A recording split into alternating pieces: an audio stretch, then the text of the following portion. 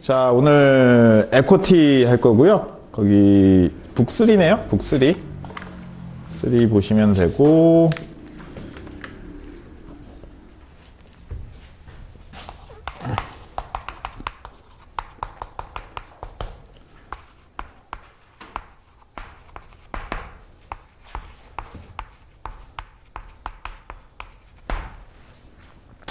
자, 이제 에코티를 이제 제가 할 거고요. 거기 이제 그 맨 앞 페이지 한번 보실래요? 이게 표지. 표지. 보면 이제 우리 시험 과목이 쭉 있죠? 그래서 여러분들 이제 CFA 프로그램에 들어오셨는데, CFA가 제가 볼 때는 뭐, 금융 투자 자격증 중에서는 제일 좋다. 그 밑에 과목을 보시면 알 수가 있죠. 과목을. 그래서 뭐, 자격증 같은 거 보면 사실은 이게 퀀트나 그 다음에 이제 이코노믹스나 그 다음에 파이낸셜 스테이트먼트나 그 다음에 뭐 증권은 이제 하는 게 있지만 이런 기본 과목들을 체계적으로 이렇게 그 공부하는 과정이 별로 없어요. 그래서 굉장히 이제 좋은 커리큘럼을 가지고 있고요. 그 다음에 이제 2, 3까지 이렇게 이제 여러분들이 하게 되는데, 어쨌든 레벨로는 이제 베이직 컨셉에 대해서 이제 공부를 하는 거고, 거기 에쿼티 인베스트먼트는 보시면 한 11에서 14% 정도 시험에 나온다고 되어 있죠? 그래서 이제 90문제씩 이제 풀게 될 때 180문제인데, 180문제가 전체 문제니까 한 뭐 20문제 정도 나온다. 이렇게 그냥 여러분들 이해를 하시면 될 것 같습니다.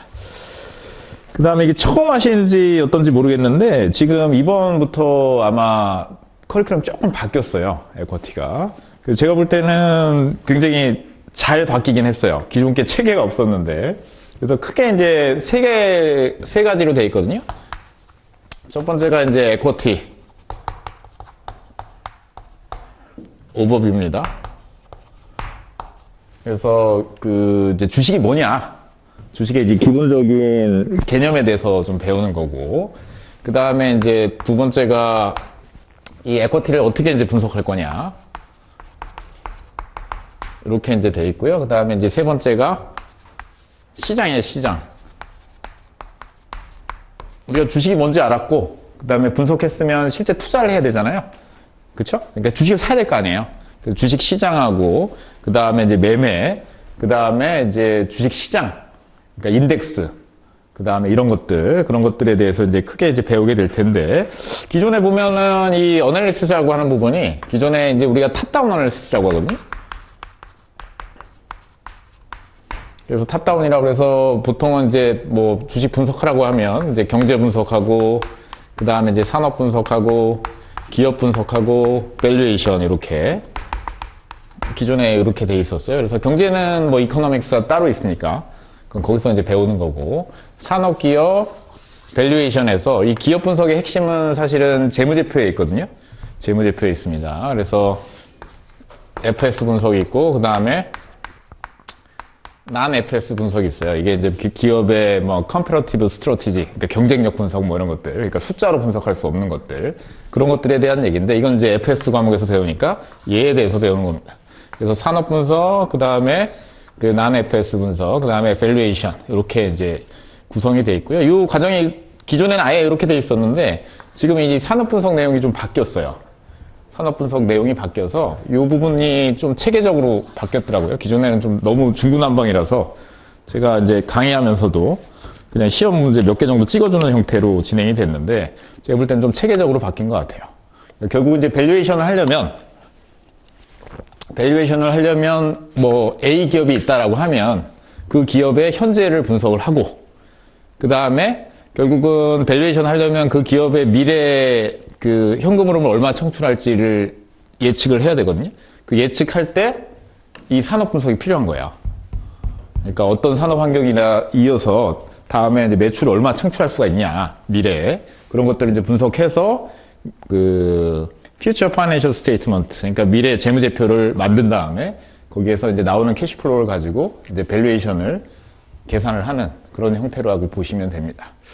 어쨌든 이건 뭐 배우면서 얘기를 하면 되니까 이렇게 이제 구성이 크게 이제 세 가지 정도를 배우면 되고요. 기초 과정이라고 보시면 됩니다. 레벨 2에 가면 얘가 이제 이 밸류에이션에 좀 초점을 맞추거든요. 그래서 이제 밸류에이션에 대해서 이제 깊이 있게 배우게 되실 거고, 그다음에 또 레벨 3 가면 이제 포트폴리오 매니지먼트라든지 그거랑 연계해서 이제 에쿼티에 대해서 또 추가로 배우게 됩니다. 자, 그래서 어쨌든 에쿼티 인베스트먼트 레벨 1에서는 기초를 배운다라고 생각하시면 됩니다. 크게는 이렇게 돼 있는데 그걸 이제 저랑 같이 하시면 될 것 같고요. 자, 오늘 어디서부터 할 거냐면 이제 에쿼티 오버뷰부터 할 거고, 여기 이제 어디로 가시냐면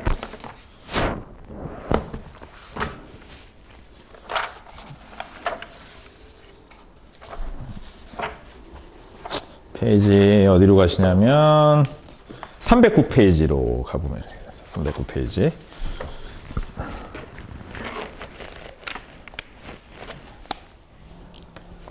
리딩 44번 있죠? Overview of Equity Security 이렇게 보시면 됩니다. 그래서 우리 스웨이저 노트가 뭐 좀 공부하기는 좀 괜찮아요. 특히 레벨 1은 뭐 그냥 얘만 봐도 충분한 것 같고요. 여기서 조금 그 까다로운 그런 이제 부분들이 있으면 그 커리큘럼 북 있죠? 거기서 이제 문제 정도 좀 풀어보시면서 대응을 하시면 될 것 같고, 그 다음에 아마 2, 3 가시면 커리큘럼 북을 좀 많이 병행을 하긴 해야 될 것 같은데, 레벨 1은 뭐 기초 컨셉이기 때문에 이 이제 스웨이저 노트로 공부를 하셔도 좋고, 이게 좀 정리가 좀 잘 돼 있습니다. 자, 거기 이제 모듈 44번 보시면 309페이지 하고 있습니다. 거기 LOS 44.A 보시면 Describe Characteristic of Type of Equity Security 이렇게 되어 있습니다. 그래서 주식이냐 뭔지 먼저 좀 공부를 해볼 필요가 있는데, 자, 우리가 에쿼티 이렇게 얘기를 하는데요. 에쿼티는 이제 우리가 주식이다라고 얘기를 하고요. 주식은 결국 주식회사, 기업에 대해서 이해를 해야 됩니다. 그래서 기업은 이제 뭘 하는 게 기업이냐면 세 가지를 합니다. 세 가지를. 그래서 첫 번째가 이제 오퍼레이팅. 오늘 글자를 좀 잘 못 쓸 수가 있어요. 지금 팔이 뭐 50견에다가 뭐 회전근 파열돼가지고 이 팔이 여기 이상 올라가지가 않습니다. 그래서 글자가 조금 잘 안 써질 수 있는데 여러분이 좀 이해를 해주시고, 영업이죠, 영업. 오퍼레이팅. 그 다음에 두 번째가 investing. 투자. 그 다음에 세 번째가 financing. 이 세 가지 활동을 합니다. 이건 뭐 경영이라고 하는 거예요, 저거를. 그쵸? 경영을 하고. 제일 중요한 건 우선 이 오퍼레이팅이죠? 오퍼레이팅. 그래서 비즈니스 모델이 있고요. 기업이라고 하면. 그 비즈니스 모델에서 뭘 만들어내냐면, 레버뉴, 매출을 만들어내죠. 뭐, 세일즈라고도 하고도. 이렇게. 제가 인상 찡그리는 건 아파서 그런 거예요? 여러분들 미워서 그런 게 아니라. 자, 이게 매출을 만들어내는 겁니다. 그래서 가격이 있고, 뭐 몇 개를 파냐. 여기서 이제 매출이 만들어지게 됩니다. 이게 가장 중요한 이제 활동이고요. 여기서 이제 돈을 벌게 되는데, 이 돈이 이제 회사가 다 가져갈 수 있는 건 아니죠. 그래서 뭐가 있습니까? 원가가 있죠. 매출 원가, COGS. 그죠? 코스트 오브 솔드라고 얘기를 하고, 그 다음에 세일즈 앤 어드민, 이래서 판매비나 뭐 관리비, 또 이런 또 비용들이 있습니다. 이런 걸 이제 빼게 되면 이제 뭐가 남냐면 우리가 오퍼레이팅 프로핏이라고 해서 영업이익이라는 게 남죠. 그렇죠? 영업이익이라는 게. 그 다음에 기업은 기본적으로 이 파이낸싱이라는 게 있어서 뭐가 있냐면 이자라는 게 또 비용이 발생하거든요. 그래서 이자를 이렇게 빼주고, 그 다음에 또 돈을 벌면 항상 또 정부에다 뭘 내야 됩니까? 세금을 내야 되겠죠. 그렇죠? 그래서 이렇게 빼게 되면 net income, 당기순이익이라는 게 이제 나오게 되죠. 그렇죠? 자, 이 당기순이익을 우리가 이제 다른 말로 뭐라고 하냐면 shareholders income, 이걸 이제 주주이익이다라고 얘기를 합니다. 왜 주주이익이냐면 여기서 뭐가 나가냐면 이제 배당, 디비던드를 줄 수 있어요. 배당. 그렇죠. 근데 보통은 이제 이익이 나면 전부 다 배당을 하지 않고요. 일부만 배당을 하고 일부는 유보를 해서 또 쌓아놓게 되죠. 그렇죠. 그렇게 해서 또 그 자금을 가지고 또 투자를 하게 됩니다. 이게 이제 영업활동이고요. 영업활동이고. 자, 그러면 이제 투자활동은 결국 뭐냐면 이걸 이제 많이 창출하려면 결국 얘를 창출해야 되는데, 얘를 창출하려면 투자를 해야 돼요. 그죠? 그래서 투자라고 하는 것들은 이제 어떻게 투자가 있냐라고 그러면 account receivable, 매출 채권이라는 게 있고, 그 다음에 인벤토리. 재고자산이라는 것도 투자고요. 그 다음에 PPN이라고 그러죠. Property, Plant and Equipment. 이거 FS에 가면 또 다 배울 겁니다. 그죠? 이런 이제 CapEx 투자 같은 게 있고, 공장 같은 거 짓는 게 있고, 그 다음에 Intangible Assets. 무형자산 투자. 연구개발하고 뭐 이런 것들. 그쵸? 그래서 이런 것들을 이제 투자를 해요. 투자를 한다는 건 뭐냐면 돈을 쓴다는 얘기고요. 그죠? 그 돈을 쓰려면 뭐가 필요하냐면 파이낸싱이 필요하게 됩니다. 그래서 부채로 파이낸싱 할 수도 있고, 그 다음에 자본으로 이렇게 파이낸싱, 에쿼티로 파이낸싱을 할 수도 있죠. 그래서 이 투자를 가지고 결국은 매출을 창출하고, 거기서 이익이 나면 이제 주주한테 또 이자도 주고 배당도 주는 구조로 가게 돼 있습니다. 그래서 이제 부채도 크게 이제 두 가지가 있습니다. 어떤 부채가 있냐라고 하면 이제 어카운트 페이어블 같은 그 서플라이어한테 파이낸싱을 하는 방법이 있어요. 그래서 재고자산을 사올 때 외상으로 갖고 오는 거죠. 투자를 해야 되는데 돈이 필요하잖아요. 그 돈을 내가 내지 않고 외상으로 가져오는 거예요. 얘한테 파이낸싱 하는 건 똑같은 거죠. 그죠? 그 다음에 이제 아예 진짜로 은행 가서 돈을 빌려오는 겁니다. borrowing. 아니면 본드 발행하는 거 있죠? 채권 발행하는 거, 이런 거 이자 주는 거, 이런 것들이 전부 다 이제 부채. 이렇게 되는 거고. 그 다음에 이제 자본으로 파이낸싱 한다는 건 뭐냐면 주주들한테 주식을 주고요. 자금을 조달하는 거죠. 그쵸? 대가로 뭘 주는 거예요? 배당을 주고 나중에 이익이 많이 나게 되면, 그죠? 이자 갚고 이익 나는 거를 공유를 하는 겁니다.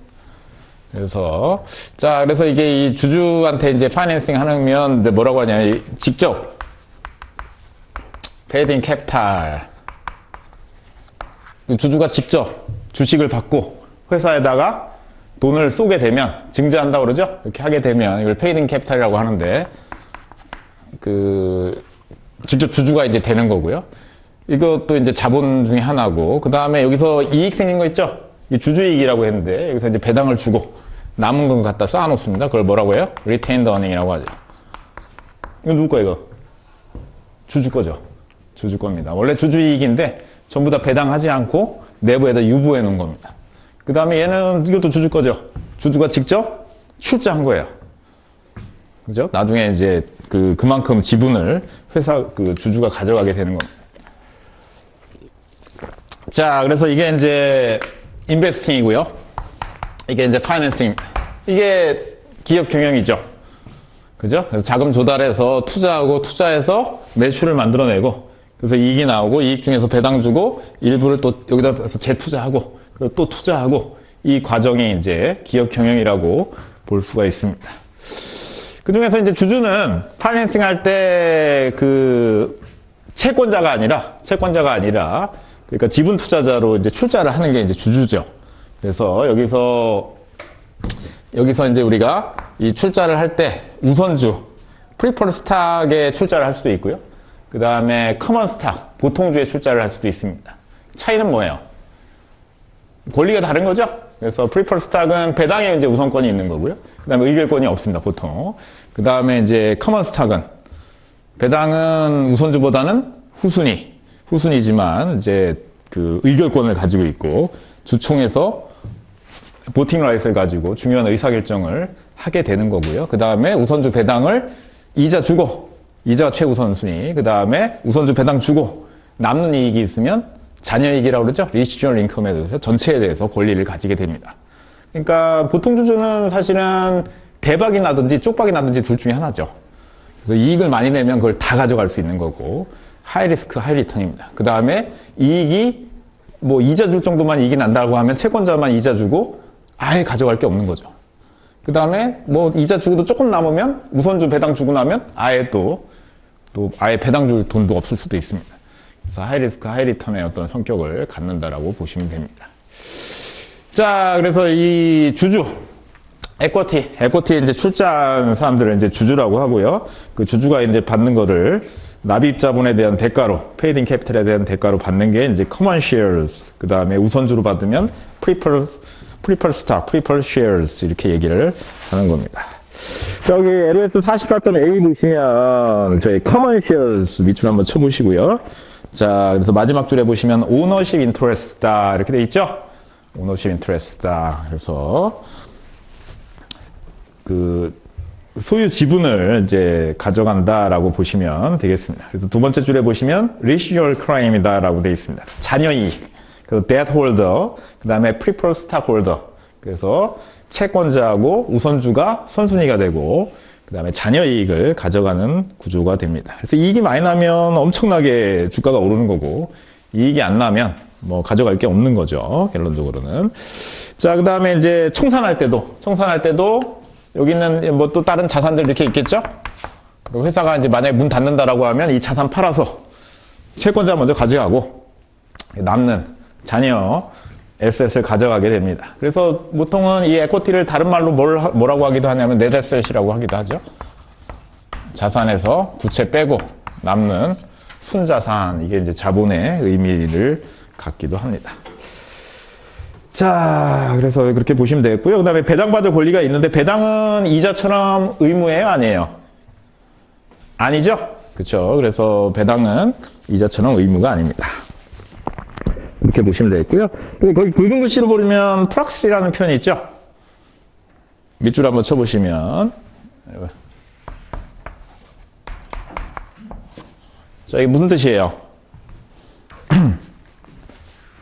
우리가 위임장이라고 얘기를 하죠? 그래서 보팅 라이트이 커먼 쉐어의 가장 대표적인 특징인데, 이제 주총하겠죠. 12월 30일 지나고 내년 한 3월 가면 이제 주총들, 12월 결산법인들이 쭉 주총을 할 텐데, 주주의 가장 중요한 권리 중에 하나가 이 의결권입니다. 특히 이제 경영권 분쟁이 있는 기업들, 지금 경영권 분쟁이 있을 만한 기업들이 몇 개 있거든요, 지금. 뭐 K기업이라든지 뭐 이런 기업들이 있는데, 이제 보통은 이 경영권 분쟁이 있으면 주가가 보통은 오르죠. 그렇죠? 보통 오르게 됩니다. 이 의결권 가치가 커지기 때문에 이 의결권을 확보하기 위해서 막 이제 가격 불문하고 주식을 사기도 하고 그렇게 되기 때문에 보통 주가가 오르게 되는데, 그 이제 권리를 행사하는 건데, 내가 직접 참석을 못하면 이 위임장을 써주는 방법이 있습니다. 그걸 이제 프락시다라고 얘기를 합니다. 요즘에 보면은 기업들이요, 감사 선임이나 이런 것들을 할 때 그 대주주 의결권을 좀 제한하는 기업들이 있거든요. 감사위원회 같은 그런 기구가 있는 경우에는 대주주가 만약에 30%를 갖고 있어도 3%까지밖에 권리를 행사 못해요. 그럼 감사를 선임할 때는 대주주 입맛대로 감사를 선임하면 견제가 안 된다고 해서 이렇게 최대주주 의결권을 제한을 해놨어요. 그러면 이제 어쨌든 경영권 최대주주 입장에서는 뭐 날 감시한다고 하는데 나랑 좀 잘 아는 사람 선임하면 더 좋을 거 아니에요. 근데 3%밖에는 의결권을 행사 못하니까 기존 이제 주주들한테, 그러니까 이제 내가 선임한 사람을 뽑을 수 있게 표를 이제 모으러 다니고 하는 그런 행동도 하거든요. 위임장 써달라고. 그래서 선물도 들고 다니고 뭐 그런 경우들도 있습니다. 예전에도 뭐 모기업에서 수박 들고 다녔다는 얘기가 있는데, 뭐 그런 것들을 생각해 보시면 됩니다. 그래서 그런 중요한 의사결정이 있을 때는 이런 이제 의결권의 가치가 커지게 되고 위임장을 받는 그런 대행기구들도 생기고 그렇게 됩니다. 자, 그 다음에 이제 어쨌든 이 투표를 할 때 스태튜토리 보팅 시스템이라는 게 있고요. 그 다음에 큐뮬러티브 보팅 시스템이라고 하는 게 있습니다. 그래서 스태튜토리 보팅 시스템을 우리가 일주 1의결이다 보시면 돼요. 한 주에 대해서 하나의 의사결정을 한다 이렇게 보시면 되고, 그 다음에 큐뮬러티브 보팅 시스템을 우리가 집중투표다라고 얘기를 한다라고 보시면 되겠습니다. 이 차이는 뭐냐면 예를 들면 이런 거예요. 전체가 100주인데 70주를 대주주가 들고 있고요. 30주를 이제 소액주주가 들고 있다라고 보죠. 그죠? 그 다음에 우리가 의사결정을 할 때는 그러니까 이제 디렉터라고 그러죠. 이사진 선임할 때 한 명 한 명 있잖아요. 이사들 한 명 한 명이 전부 다 의결사항이에요. 그러니까 사회 이사 후보 한 명이 오면 그 한 명을 투표해갖고 선임하고, 두 번째 오면 두 번째 선임하고, 세 번째 오면 세 번째 선임하고 이렇게 하는 겁니다. 이해되셨어요? 근데 이제 만약에 대주주가 70%니까 당연히 대주주가 원하는 이사진이 보드 오브 디렉터 이사회에 많이 선임되는 게 당연하죠. 그렇지만 만약에 10명을 뽑는다고 했을 때 10명이 전부 다 이 사람들이 원하는 사람들만 뽑는 건 또 문제가 있어요, 사실은. 어쨌든 7, 7명이 뽑히고 3명은 여기서 뽑는 게 맞을 수 있거든요. 그렇지만 이사회에서 어쨌든 7명이니까 대주주 의견대로 대부분 의사결정은 이루어질 겁니다. 근데 10대 0은 아니지 않냐. 그쵸? 그래서 표 하나당 하나씩 행사하면 얘가 무조건 다 이길 수밖에 없어서 얘가 원하는 사람이 10명 뽑힐 수밖에 없습니다. 한 명이 올라가고 7대 3, 한 명이 올라가고 7대 3 이렇게 될 거 아니에요. 그쵸? 그래서 이걸 이제 막으려고 생겨난 제도가 뭐냐면 큐뮬러티브 보팅 시스템이에요. 그죠? 그래서 만약 10명 뽑는다라고 하면 이게 10번 할 거니까 곱하기 10 해서 의결권을 주는 거죠, 이렇게. 이게 700개, 여기 300개. 그럼 여기 사람들은 이제 어떻게 하면 되냐면 300개잖아요.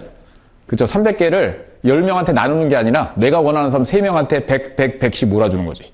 그럼 3명은 무조건 뽑히고 나머지는 투표 안 하는 겁니다. 그러면 7대 3으로 뽑히겠죠? 이게 이제 집중 투표제라고 보시면 됩니다.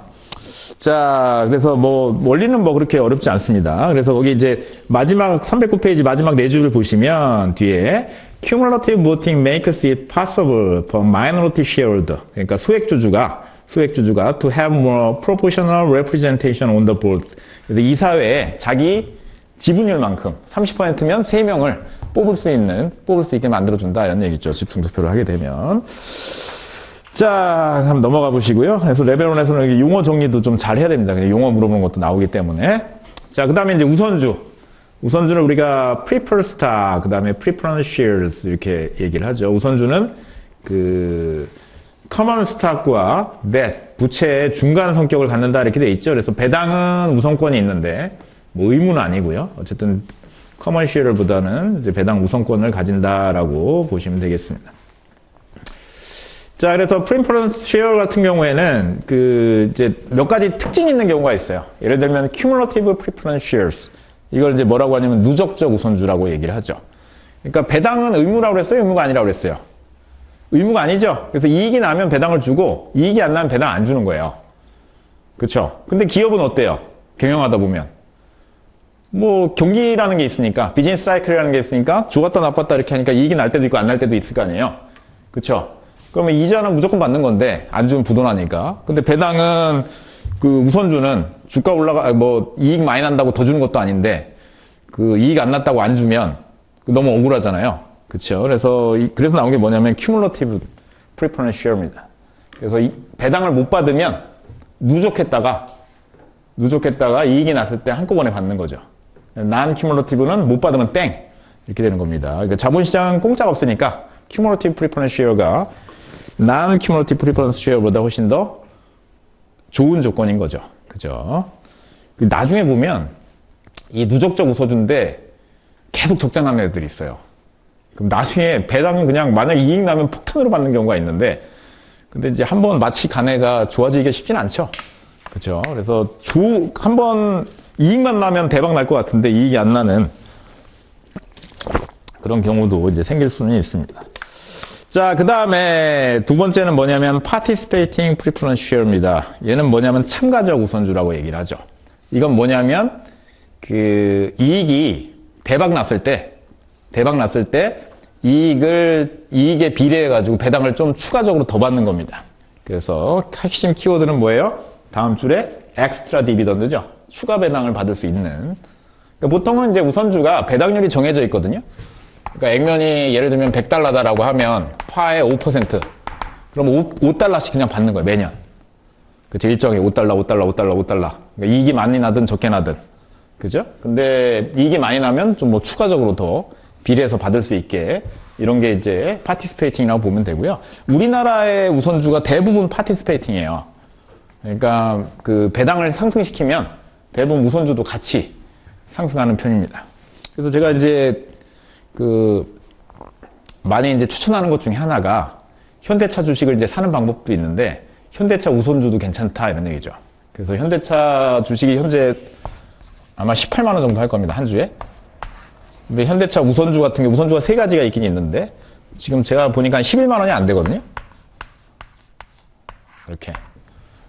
근데 배당을 보통은 비례로 계속 첨가적으로 주기 때문에 배당이 똑같아요. 그러니까 예를 들면 7,000원 이렇게 주면 이렇게 7,000원 이렇게 주게 되면 18만 원 주고 7,000원 받은 것보다 11만 원에 사서 7,000원 받는 게 보통 얘는 또 50원 더 줘요. 우선주라고. 7,050원 정도 아마 받을 거예요. 그러니까 배당 수익률이 훨씬 높죠. 물론 이제 의결권은 없습니다만. 근데 뭐 한 10주 들고 의결권 뭐 해봐야 뭐 하겠어요, 가서. 그죠? 그러니까 이제 배당 받는 것도 나쁘지 않죠. 제가 볼 때는 이 배당 투자도 굉장히 괜찮은 것 중에 하나입니다. 우리나라는 참 주식시장이 좀 어려운 것 중에 하나가 주식은 어떤 나라에 투자해야 돼요? 주식의 나라는 어떤 나라가 주식의 나라예요? 예? 그렇죠. 우리나라 그 의식주 중에 주가 미국은 주식이고요. 우리나라는 주택이거든요, 이게. 그래서 우리나라보다는 이제 미국이 제가 볼 때는 주식 투자하기는 훨씬 더 좋고요. 그러니까 이제 모든 게 주식에 초점이 맞춰져 있어. 그러니까 예를 들면 뭐 경기가 이제 침체가 올지 안 올지 모르겠는데 침체가 왔다. 그럼 미국 주식 폭락할 거 아니에요. 그렇죠. 그걸 이제 부양하는 어떤 정책으로 가고 우리나라는 부동산이 폭락하면 아마 부양 정책이 나올 거고 주식 폭락한다고 그래서 뭐 공매도 금지 뭐 이 정도는 하는 것 같은데 뭐 엄청난 정책이 나오거나 그건 잘 모르겠어요. 그래서 제가 볼 때는 뭐 주식은 글로벌 중에 특히 미국이 이제 1순위인 것 같고 뭐 유럽도 상태가 별로 좋지 않고요. 일본도 왔다 갔다 합니다. 제가 볼 때는 이제 주식은 미국이 제일 뭐 장기적으로는 좋다라는 생각이 들고요. 경쟁력도 있고. 그다음에 이제 우리나라는 조금 갈 길이 좀 멀긴 한데 여기 촬영하고 있어서 좀 겁나긴 하는데 좀 갈 길이 멉니다. 이번에 보면 이제 삼성전자가 주가가 좀 많이 떨어졌다 최근에 좀 올라가고 있는데 삼성전자가 이제 현재 주가가 많이 떨어진 이유는 뭐냐면 실적이 안 좋아서 그렇거든요. 그렇죠. 그러면 현대차도 뭐 상태가 안 좋은데 현대차는 그러면 왜 떨어졌냐라고 보면 실적이 좋아요. 근데 향후에 안 좋겠다 그래서 떨어지는 거예요. 그럼 지금 안 좋아도 떨어지고 향후에 안 좋아도 떨어지면 언제 오르는 거예요, 그러면? 예? 언제 오르는 거냐고. 현대차는 실적이 굉장히 좋거든요, 제가 보니까. 근데 향후에 안 좋아지겠지라고 해서 또 안 오르고, 그 안 좋으면 그냥 안 좋으니까 또 안 오르고, 그러니까 무조건 안 오른다 이런 얘기입니다, 지금. 그래서 지금 좀 걱정입니다. 그래서 배당 수익률이 아까 7, 8천 원씩 봤는데 11만 원이면 한 8%씩 나오거든요, 지금. 그러니까 이제 굉장히 좀 매력 있습니다. 저는 현재 현대차를 한 주도 보유하고 있지 않습니다. 요즘에 이거 뭐 어떤 가치 투자자가 이거 자기가 보유하고 있는 거를 얘기했다가 뭐 재판도 받고 막 그러신 것 같더라고 보니까. 저도 현재 보유하고 있지 않으나 향후에 보유할 수도 있고 팔 수도 있고 살 수도 있고 할 수 있으면 저는 이제 디스클레이머를 걸었으니까 뭐 하시고요. 알아서. 어쨌든 이제 요는 대한민국 증시가 조금 뭐 사실 매력이 좀 없긴 없는데 성장성도 많이 정차되고 최근에 좀 매력이 좀 떨어지긴 했는데 그거랑 상관없이 좀 저평가되어 있긴 있다. 그 말씀을 좀 한번 드리고 싶고요. 그 다음에 Convertible Preference Share를 보시면 여기 이제 누적적 우선주, 누적적이네. 전환 우선주죠, 전환. 그러니까 여기 우선주는 뭔가 이렇게 옵션들이 좀 많이 있어요. 옵션들이. 그러니까 배당을 누적해서 받을 수 있는 옵션, 그 다음에 뭐 추가로 받을 수 있는 옵션을 뭐 넣는 경우도 있고, 그 다음에 전환 옵션. 이건 보통주로 전환하는 거겠죠? 전환 옵션을 넣는 경우도 있다. 그래서 우선주의 장점은 배당의 우선권이 있다는 거고요. 그 다음에 보통주의 장점은 이익이 크게 났을 때 대박 난다는 거죠.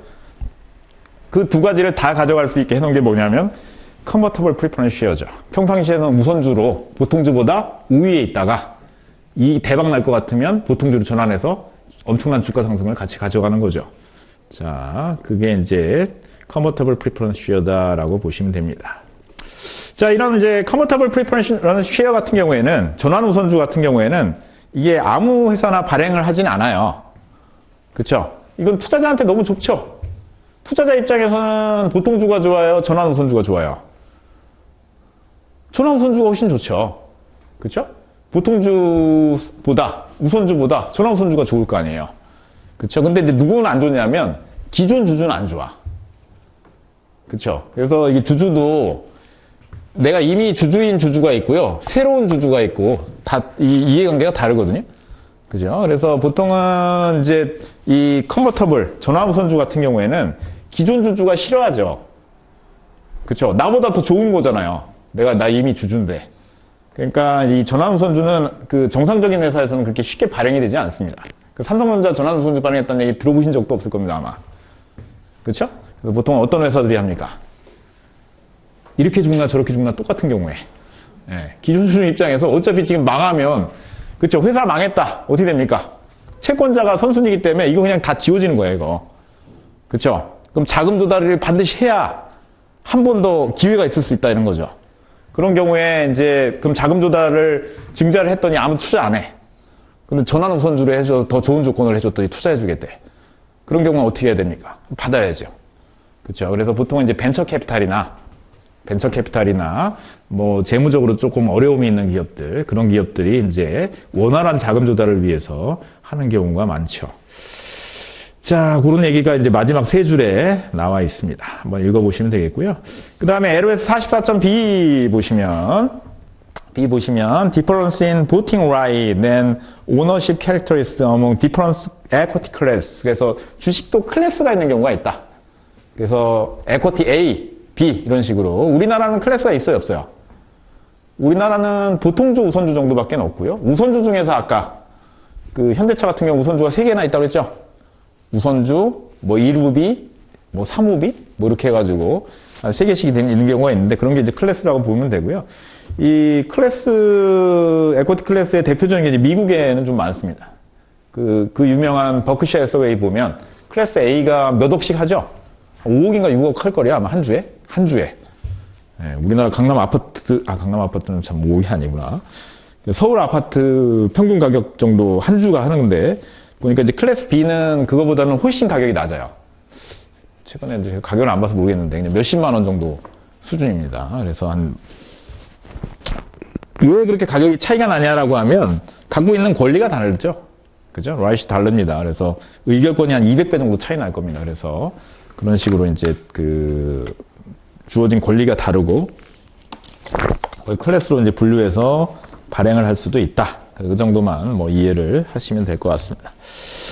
자, 그 다음에 이제 311페이지 보시면 거기 LOS 44.C 보시면, 자, 이것도 뭐 시험에 잘 나올 수 있죠? Public and Private Equity. 그죠? 무슨 뜻이에요? 상장 주식이고 하나는 비상장 주식이죠.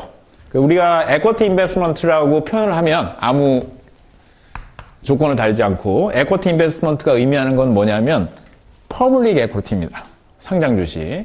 private equity는 equity 투자가 아니에요. 뭐라고 하냐면 alternative investment라고 합니다. 그러니까 결국은 투자에 따르는 그 위험, 리스크하고 그 리턴 프로파일이 완전히 달라요. 상장 주식하고 비상장 주식은. 그렇기 때문에 이제 비상장 주식 투자는 아예 좀 카테고리가 다르다라고 이해를 하고 가시면 되고요. 그럼 상장 주식과 비상장 주식의 차이는 뭐냐? 거기 네모칸 7개가 나와 있죠? 자, 그래서 이제 가장 중요한 거 1번에 보시면, 첫 번째 보시면, 리퀴더티. 뭐예요, 이게? 리퀴더티는 뭐예요? 유동성이죠, 유동성. 그래서 유동성의 차이. 당연히 상장 주식이 비상장 주식보다 훨씬 더 원활하게 팔 수 있겠죠? 그죠? 그 다음에 그 비상장 주식은 두 번째 보시면 이 가격이라는 게 없기 때문에 그냥 협의해서 팔아야 됩니다. 협의해서. 최근에는 뭐 비상장 주식도 이게 거래할 수 있는 그 앱 같은 것들도 나오고 해서 조금 예전보다 나아졌지만 뭐 큰 차이는 없습니다. 어쨌든 거래하기 좀 어렵고요. 그 다음에 굉장히 또 중요한 것 중에 하나가 뭐냐면 이제 정보죠, 정보. Financial Disclosure라고 되어 있는데 상장 주식은 3개월마다 재무제표를 공표해야 되죠.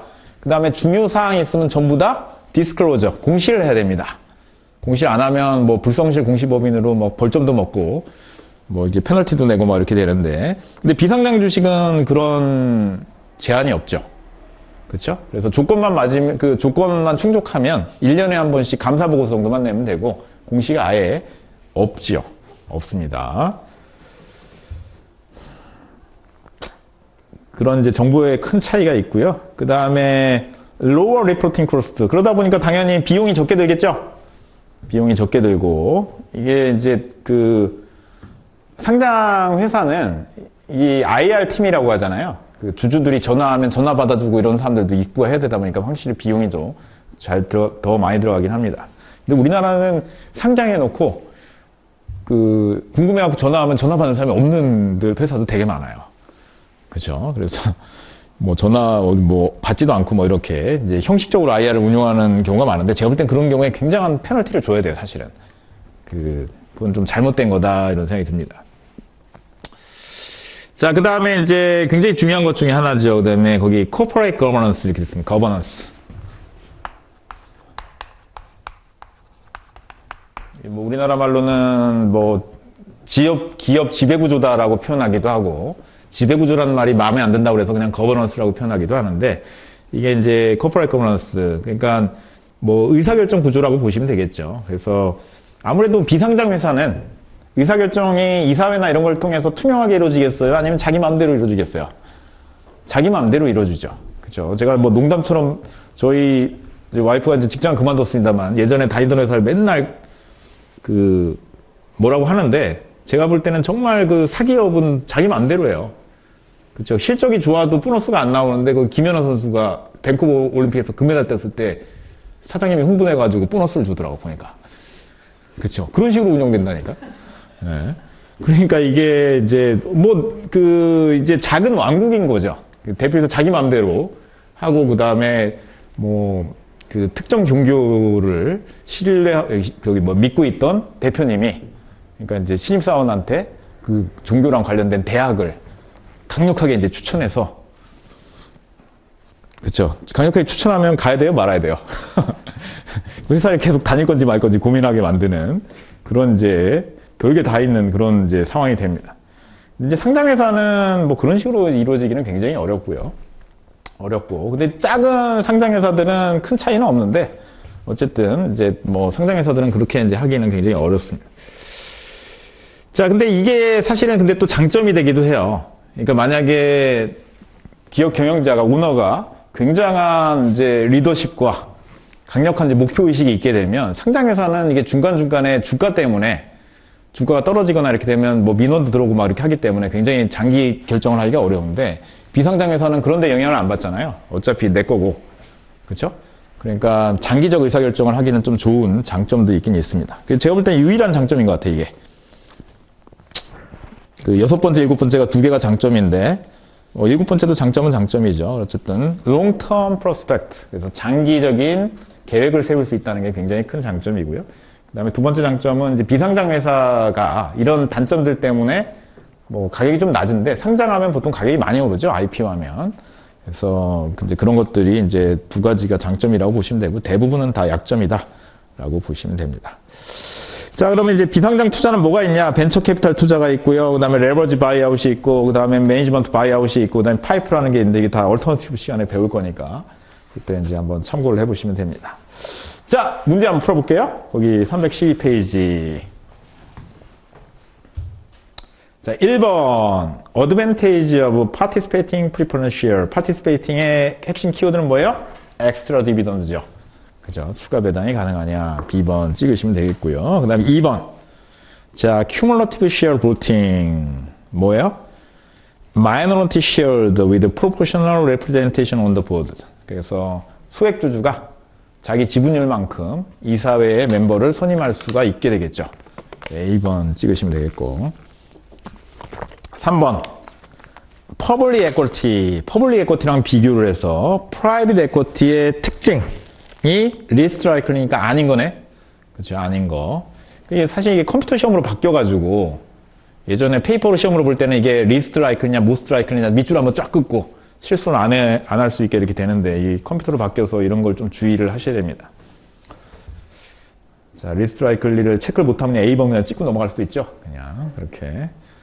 당연히 리포팅 코스트가 더 낮게 발생하고, 프라이빗은. 그 다음에 코퍼레이트 거버넌스가 엉망이고, 그 다음에 세 번째는 로어 리턴이 아니라 하이어 리턴이어야 되겠죠.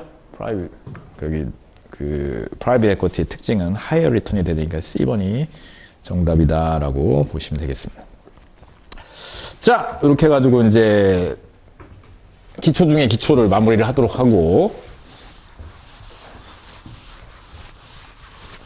우리 이제 이번에 커리큘럼도 바뀌어가지고, 원래 수업 시간이 이렇게 모자르진 않았는데, 시간이 모자랄 수가 있기 때문에, 뭐, 쉬는 시간 없이 계속 가야 됩니다. 50분 수업하고 이제 10분 쉬는 걸로 할 텐데요. 20분에 시작했으니까 조금 더 해보도록 하겠습니다. 그 LS 44.D 한번 읽어보세요. 뭐라고 되어 있는지.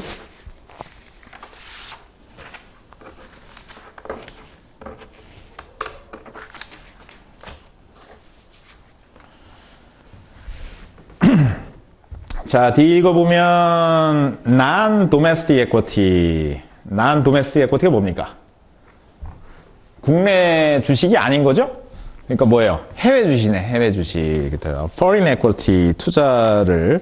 그러니까 제가 아까 한국에서는 어쨌든 미국 주식은 non-domestic equity죠? 자, 그래서 미국 주식에 관심을 가져야 된다, 이런 얘기입니다. 당장 투자하지 않아도 장기 투자의 이제 핵심은 이제 미국 주식에 있다라는 생각이 들고요. 우리나라도 빨리 그렇게 바뀌어야 되는데, 어쨌든 이제, 그래도 원래 홈바이어스라는 게 있거든요. 해외 주식에 투자하려면, 여기 이제 다이렉트 인베스팅이 있는데, 313페이지에, 해외 주식에 투자하려면 직접 투자, 다이렉트 인베스팅을 하려면 뭐가 필요하냐면, 환전을 해야 돼요, 환전. 그죠? 커런시 문제 때문에. 그러니까 이제 달러로 환전해야 된다는 거죠. 제가 2008년에 금융위기가 왔을 때, 제 사수랑 뭘 하려고 했냐면 버크셔 해서웨이를 살려고 했거든요, 실제로.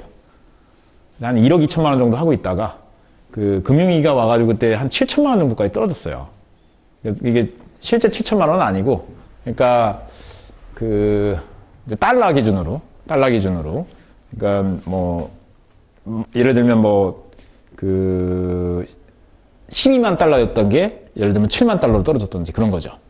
그렇죠? 그러니까 환율이 1,000원이었으면 그냥 1억 2천에서 그냥 7천만 원으로 떨어진 거니까 그냥 사면 되는 건데, 근데 이제 금융위기가 오니까 이제 뭐가 문제냐면 환율이 한 900원, 1,000원 하고 있었는데 이게 1,500원 되더라, 이런 얘기입니다. 그러니까 내가 만약에 미국에 있었으면 그냥 떨어진 가격에 그냥 돈이 있으면 좀 장기 투자해보자고 살 수 있는데, 해외에 있으니까 환전하려고 보니까 1달러 1,000원 하던 게 1,500원으로 올라 버려가지고 환전을 하니까 디스카운트 효과가 하나도 없는 거예요. 금융위기가 왔는데. 결국은 어떻게 됐냐? 못 샀다, 이런 얘기입니다. 못 샀다. 그러니까 원래는 7천만 원이어야 되는데 그 효과 때문에 1억을 넘게 줘야 돼. 1억 500만 원이다, 이런 얘기죠. 그래서 원래 1억 2천만 원이었던 거를 1억 500만 원에 살려니까 배가 아파갖고 살 수가 없더라는 거예요. 그때 우리나라 코스피 지수가 2,000 하던 게 어디까지 갔냐면 890인가까지 떨어졌거든요.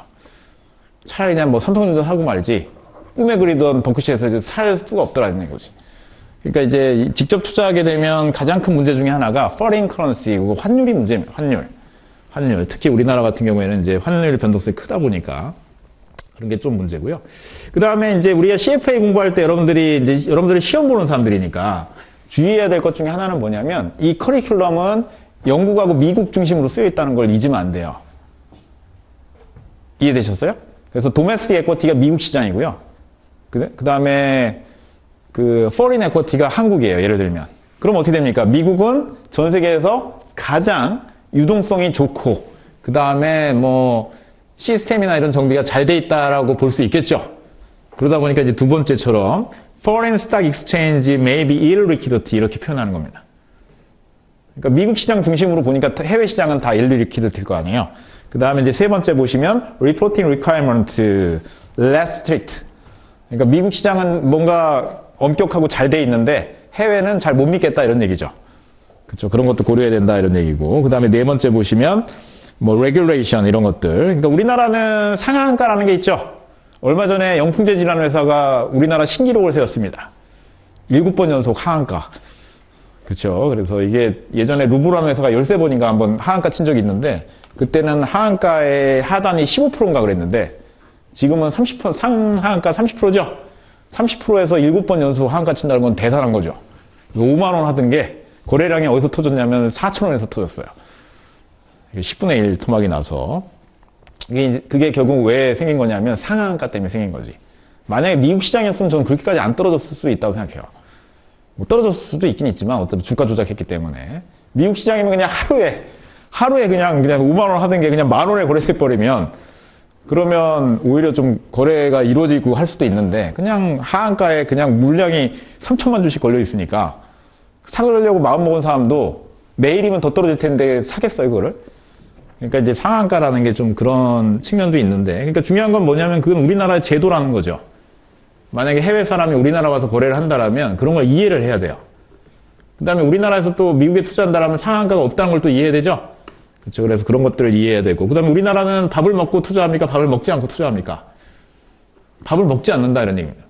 무슨 얘기냐면 점심시간에도 장이 멈추질 않는다. 전 점심시간에 살짝 거래하는 걸 좋아하거든요. 그러니까 좀 불 붙었을 때는 좀 자제했다가 점심시간에 보면 좀 자제될 때도 있고, 그쵸. 그 장이 멈추질 않으니까. 근데 이제 홍콩이나 이런 시장은 점심시간은 장이 또 멈추죠. 그죠. 그래서 그런 것들을 이제 해외에 투자하게 되면 그런 시스템을 잘 이해를 해야 된다, 이런 얘기입니다. 결론적으로 직접 투자하는 건 좀 골치 아프네. 환전도 골치 아프고 그 나라 뭐 시스템 이런 것도 다 이해해야 되니까. 그죠? 그 다음에 또 우리나라에서 미국에 투자하려면 어떻게 해야 돼요? 제가 미국 투자한 것 중에 대부분이 잘 됐거든요. 최근에 건 좀 잘 안 되긴 했는데 어쨌든 굉장히 좋은 편인데, 좋은 이유 중에 하나는 뭐냐면 저는 밤에 일어나질 못하거든요. 한번 매수해 놓으면 비자발적으로 2~3년씩 투자하다 보니까 대부분 잘 돼 있어. 그 다음에 또 외국 주식을 투자하면 외국 주식에 어디 잡주를 골라서 투자하는 건 굉장히 어려운 일이에요. 누구나 아는 이제 우량주를 좀 고르게 되고 또 장기 투자하고 하다 보니까 저절로 잘 되더라, 이런 얘기입니다. 저절로.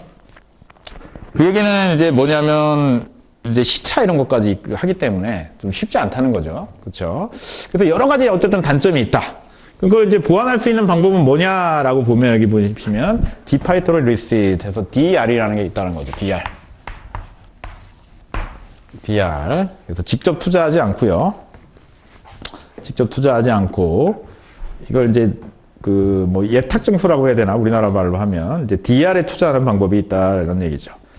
그럼 얘는 이제 어떻게 하는 거냐면, 예를 들면 삼성전자가 있는데 삼성전자가 예를 들면 뭐 한 700만 주를 이렇게 발행을 해요. 발행을 하면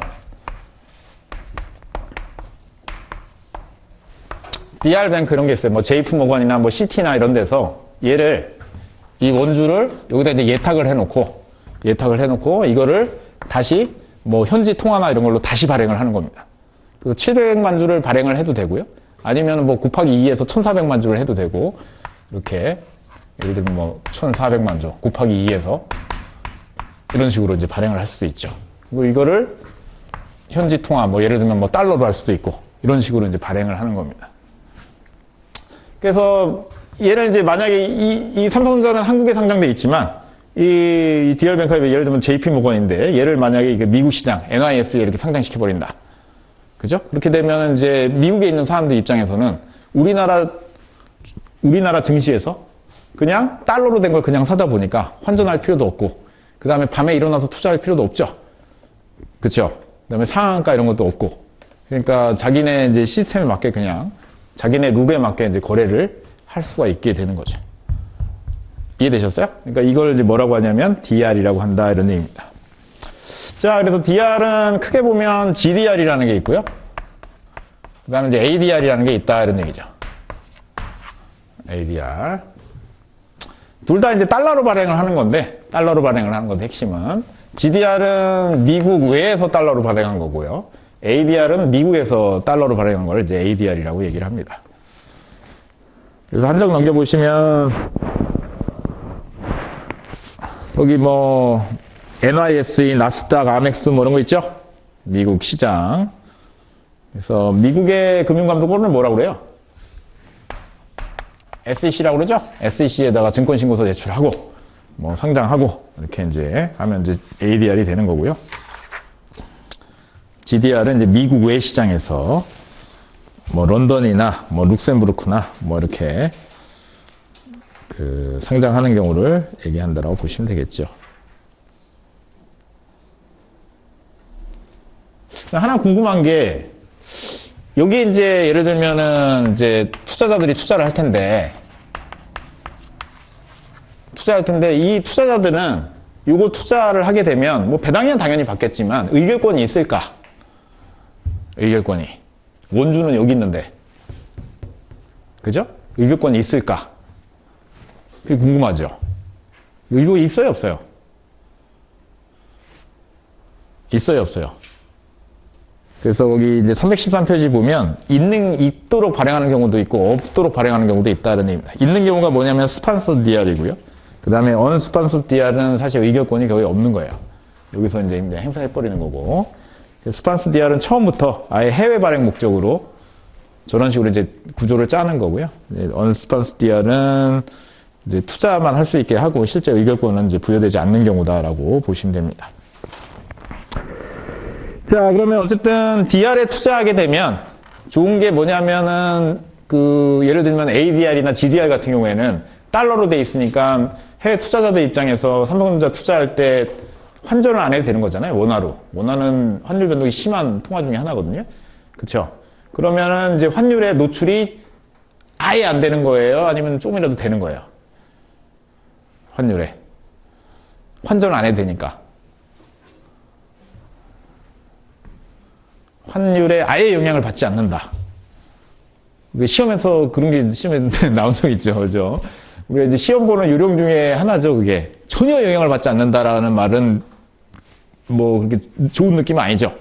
그죠? 그래서 어쨌든 중요한 건 뭐냐면 이게 해외 주식이잖아요. 그렇죠. 그래서 환전하는 번거로움은 없지만 환율에 영향이 없지는 않을 겁니다. 그렇죠. 해외 주식이기 때문에 당연히 이제 삼성전자 실제로 뭐 경제적으로라도 달러가 상승하거나 하락할 때 기업 실적에도 영향을 주게 되고 여러 가지 영향을 줄 거기 때문에 환율에 전혀 영향이 없다라고 하는 건 맞는 말은 아니겠죠. 자, 그런 말도 이제 중간에 읽어보시면 있을 겁니다. 나중에 한번 읽어보시고요. 자, 그렇게 이제 보시면 중요한 거는 다 한 것 같고, 용어 두 개가 있으니까 거기 314페이지 GRS. GRS는 조금 더 다른 건데, 이거는 주식시장 두 개에 다른 통화로 상장을 한 겁니다. 다른 통화로. 예를 들면 지멘스가 유로 기업이죠. 독일 기업인데, 유로로 이제 예를 들면 유럽 시장에 상장을 하고 예를 들면 일본에 엔화로 상장했다든지 그런 식으로 다른 통화 두 개로 이제 상장되어 있는 경우입니다. 그래도 서로 팔 수 있어갖고 사실 환전을 안 해도 돼요. 다른 통화로 돼 있음에도 그런 경우를 얘기하는 거고 이제 달러가 아닌 경우라고 보시면 되겠고 그 다음에 이제 Basket of Listed Depository Receipts 그래서 BLDR이라고 돼 있는데 요즘 시대를 뭐라고 하냐면 이제 뮤추얼 펀드가 가고요. ETF 시대라고 그러죠. 그죠? 그래서 ETF. 그래서 ETF를 이제 BLDR이라고 합니다. 그래서 DR을 가지고 ETF를 만들면 이걸 이제 BLDR이라고 하는 거죠. 그러니까 예를 들면 우리나라 주식 중에 대표 주식들이 해외 DR로 많이 돼 있거든요. 그렇죠? 그러면 이제 예를 들면 미국 투자자다. 그 입장에서 보면 한국 시장에 좀 포지션을 가져가고 싶다. 그럼 한국으로 직접 들어올 필요 없이 한국에서 발행한 예탁 증서들, 예를 들면 삼성전자라든지 SK텔레콤이라든지 포스코라든지 KT라든지 그런 회사들 있잖아요. 그런 것들을 가지고, DR들을 가지고 그냥 ETF를 하나 만들어버린 거예요. 그러면 이제 BLDR이 되는 거죠.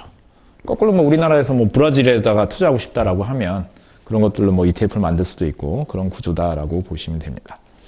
자, 요거는 이제 시험에 좀 잘 나오니까 해외 주식 투자한 거, GDR, ADR 구분하는 거, 용어, 스폰서 DR, 그 다음에 언스폰서 DR, 이런 거 용어들 잘 나오니까 한번 잘 구분해 보시고요. 자, 여기까지 하고 한 10분만 쉬었다가 314페이지부터 이어서 하도록 하겠습니다. 10분 쉬었다 하시죠?